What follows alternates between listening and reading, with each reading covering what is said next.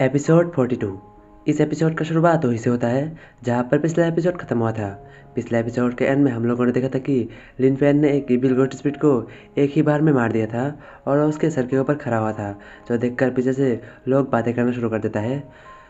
अच्छा हुआ कि ये घोस्ट मास्टर यहाँ पर आ गया, हम तो बच गए, ये तो बहुत स्ट्रॉन्ग घोस्ट मास्टर है। दूसरा कोई कहता है हाँ, लेकिन ये हमें कुछ जाना पहचाना लग रहा है। अरे यार, ये तो लिन फैन है, कहीं ये लिन फैन तो नहीं। ये सुनकर उसका जो क्लासमेट रहता है, जो लिन फैन का तगड़ा फैन रहता है, वो कहता है ये तो ब्रदर लिन फैन ही है, इससे मुझे यही उम्मीद थी, इसके अलावा ऐसा और कौन कर सकता है। और इसके बाद लिन फैन उस मरे हुए इविल घोस्ट स्पिरिट के सर के ऊपर से जंप लगा देता है और साथ ही लिन फैन का घोस्ट हॉर्स भी वहाँ पर आ जाता है और लिन फैन अपने घोस्ट हॉर्स के पीठ में बैठ जाता है और बैठकर उन सारे के सारे लोगों के करीब आ जाता है और आकर कहता है सभी लोग जाके उनकी मदद करो जिन्हें बहुत ज़्यादा चोट लगी है और मेरे पीछे आओ। वहीं पर लिन फैन को देखकर एक लड़की लिन फैन के प्यार में पड़ जाती है और वो खुद से ही कहती है अरे यार, ये तो कितना हैंडसम है, काश ये मेरा बॉयफ्रेंड होता। वहीं पर एक बंदा कहता है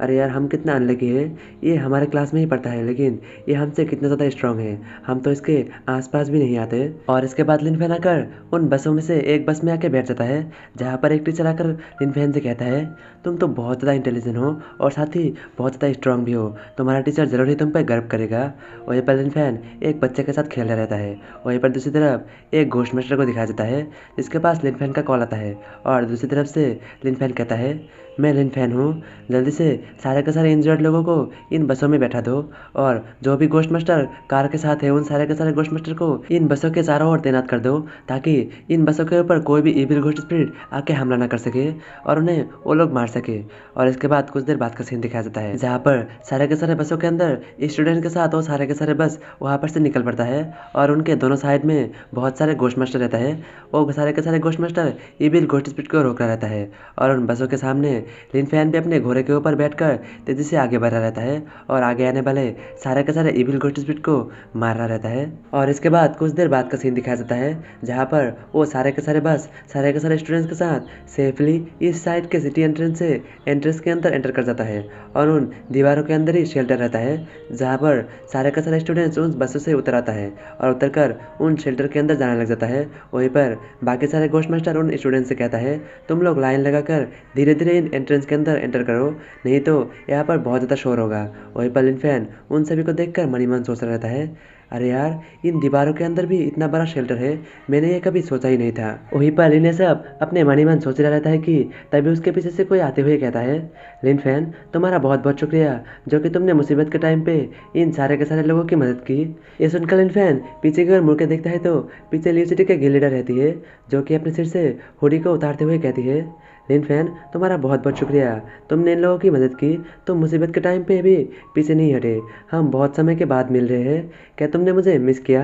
ये सुनकर लिन फैन के चेहरे पे एक छोटा सा मुस्कुराहट आ जाता है और यहीं पर सीन शिफ्ट हो जाता है और अगला सीन कुछ देर बाद से शुरू होता है जहाँ पर लिन फैन और गिल लीडर उस शेल्टर के अंदर पहुंचकर आमने सामने बैठा हुआ रहता है। वहीं पर लिन फैन गिल लीडर से पूछता है बाकी सारे जगहों का हालात कैसा है। ये सुनकर गिल लीडर उदास होते हुए कहती है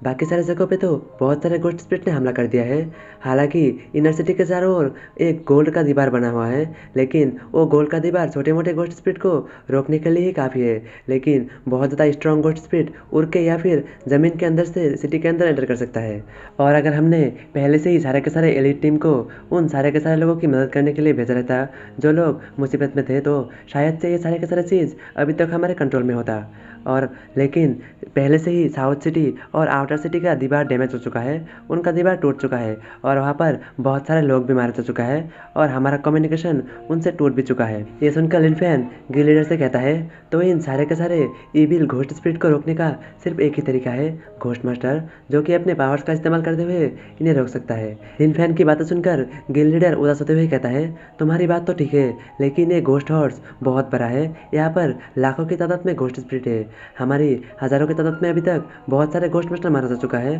और बहुत सारे घोस्ट मास्टर घायल भी है, जिसके कारण हमारे गिल्ड को बहुत ज़्यादा नुकसान उठाना पड़ा। तभी गिल्ड लीडर को कुछ याद आता है और लिन फैन के कंधे में हाथ रखते हुए कह दिए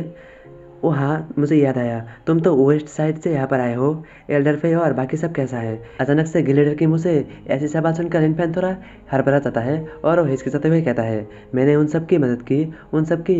3-3 एस रैंक के गोट स्पिरिट से छुटकारा पाने में मदद की। लिनफेन की बातें सुनकर गिलेडर कुछ देर के लिए हैरान होती है, फिर वो लिनफेन को मजाक में मुक्का मारते हुए कहता है, तुमने तो लिनफेन मजाक करना भी सीख लिया है। अगली बार तुम ये भी सीख के आना कि लड़कियों को कैसे बेवकूफ़ बनाया जाता है और उन्हें पटाया जाता है। वहीं पर गिलेडर और लिनफेन ये सब बातें कर ही रहा था कि तभी उनके पीछे से एक घोस्ट मास्टर भागते हुए आता है और गिलेडर को पुकारता है, जो सुनकर लिनफेन और गिलेडर एक साथ ही पीछे मुड़ के देखता है और पीछे से एक घोस्ट मास्टर भागते हुए आकर कहता है, गिलेडर एक बुरा खबर है, साउथ साइड बहुत खतरे में है, वहाँ पर एक एस रैंक का घोस्ट स्पिरिट अपेयर हो चुका है। उस घोस्ट मास्टर की बात सुनकर गिलेडर तुरंत ही अपनी कुर्सी से खड़ी हो जाती है और लिनफेन से कहती है, लिनफेन हमें जल्दी ही सिटी लॉर्ड की मदद करने के लिए जाना चाहिए, जो कि साउथ साइड में है। ये सुनकर लिनफेन गिलेडर से पूछता है, क्या आप लिव सिटी के सिटी लॉर्ड के बारे में बात कर रहे हैं? ये सुनकर गिलेडर वहाँ से जाते हुए कहता है, हाँ मैं उसकी ही बातें कर रहा हूँ। वो खुद को रेयरली ही लोगों के सामने दिखाता है, लेकिन वो बहुत पहले ही एस रैंक पे पहुँच चुका था और वो अभी एस रैंक के पिक में है। वो बहुत ज़्यादा स्ट्रांग है। इस टाइम पे वो साउथ साइड के डिफेंस लाइन पे है और वो बाकी सारे घोस्ट मास्टर को इंस्ट्रक्ट कर रहा है और साथ ही खुद भी उन इविल घोस्ट स्पिरिट से लड़ रहा है। वहीं पर दूसरी तरफ लिव सिटी के साउथ डिफेंस लाइन के थर्ड बेस को दिखाया जाता है, जहाँ पर कोई एक घोस्ट मास्टर पूरे के पूरे बेस के चारों ओर एक शील्ड बनाया हुआ है, जो कि उस पूरे के पूरे बेस को प्रोटेक्ट करा रहता है और उसके चारों ओर हजारों की तादाद में इविल घोस्ट स्पिरिट है, जो कि उस शील्ड को तोड़ने की कोशिश कर रहा है। और कुछ घोस्ट स्पिरिट तो अपने अपने घोस्ट टेरिटरी को भी ओपन कर लिया है, ताकि वो सारे के सारे इविल घोस्ट स्पिरिट इस बैरियर को तोड़ के अंदर आ सके। वहीं पर उस बैरियर के अंदर का सीन दिखाया जाता है, जहाँ पर एक घोस्ट मास्टर उस बैरियर को मेंटेन करके रखा हुआ है। वो खुद से ही कहता है, शिट यार, लगता है कि कुछ देर में ही ये बैरियर टूटने वाला है। ये सारे के सारे इविल घोस्ट स्पिरिट यहीं पर ही आ रहा है, क्योंकि पहले से ही बाकी के बेस तबाह हो चुका है। ये सिर्फ आखिरी बेस बचा हुआ है और सारे के सारे इविल घोस्ट स्पिरिट इसी बेस की ओर आ रहा है। और वहीं पर उस बेस के अंदर सिटी लॉर्ड को दिखाया जाता है, जो कि अपने पावर को इस्तेमाल करते हुए कहता है, तुम हार मत मानो, बस इस बैरियर को बरकरार रखो जब तक कि रीइंफोर्समेंट टीम यहाँ पर ना आ जाए। तो क्या होगा? क्या लिनफेन और गिलेडर सही टाइम पे यहाँ पर पहुँच पाएगा या फिर नहीं? जानने के लिए देखते रहिए आगे आने वाला एपिसोड्स।